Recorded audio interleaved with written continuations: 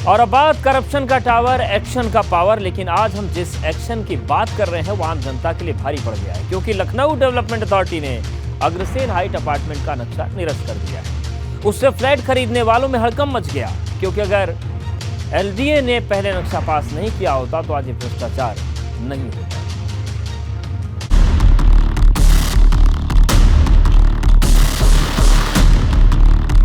लखनऊ में बन रहा था भ्रष्टाचार का टावर, एलडीए ने दिखाया पावर। सरकारी जमीन पर बन रहे थे फ्लैट, कब होगा भ्रष्टाचार का दी एंड? अभी एक हफ्ता भी नहीं बीता जब नोएडा में भ्रष्टाचार के 2 बड़े टावर महज 9 सेकंड में जमीन में मिल गए थे।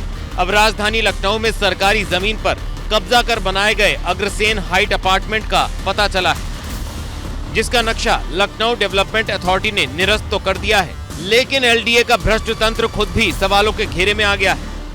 ये काफ़ी दिन से इसमें शिकायतें हुई थी और ये प्रक्रिया चल रही थी लगभग 1 साल से। फिर सुनवाई के अवसर दिए अलग अलग कोर्ट्स ने, तो जो बिल्डर्स हैं उन्हें सुनवाई का अवसर दिया गया, प्रॉपर सुना गया।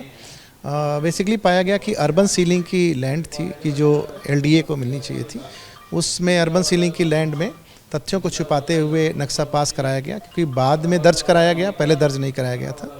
तो गुण दोष के आधार पे हम लोगों ने जो मैप है रिवोक किया है और सम्यक कार्यवाही आगे की जाएगी। क्योंकि एलडीए के इस कदम से फ्लैट बुक कराने वाले लोगों पर संकट खड़ा हो गया है, जिन्होंने अपने जीवन की जमा पूंजी देकर फ्लैट बुक कराए थे। ये तो गलत किया। इस पे हाई कोर्ट का स्टेटस को का ऑर्डर है, उसके बाद भी एलडीए ने बिना सुने हुए नक्शा निरस्त कर दिया। ये बिल्डिंग बनने की शुरुआत 2006 में हुई, बनके तैयार हुई 2014 में है। तो क्या इतने सालों तक सीलिंग विभाग सोता रहा? कोई भी बिल्डिंग या मल्टी स्टोरी या हाई राइज रातों रात नहीं बन जाती। अगर ये कोई भी डिस्प्यूट था इसमें, तो एलडीए ने इसको अप्रूव कैसे किया?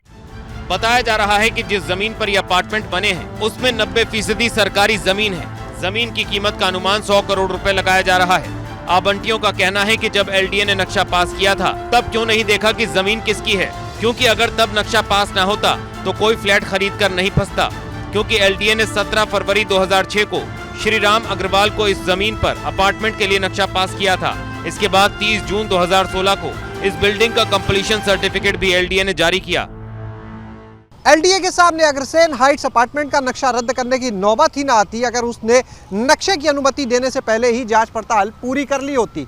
कहीं ना कहीं इस पूरे मामले ने एक बार फिर से एलडीए के भ्रष्ट तंत्र की पोल खोल दी, उसकी परतें उधेड़ दी है।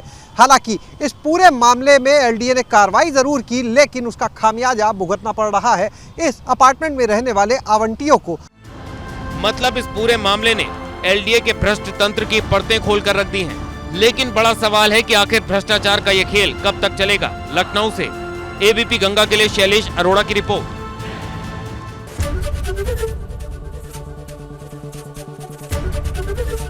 एबीपी गंगा, खबर आपकी, जुबान आपकी।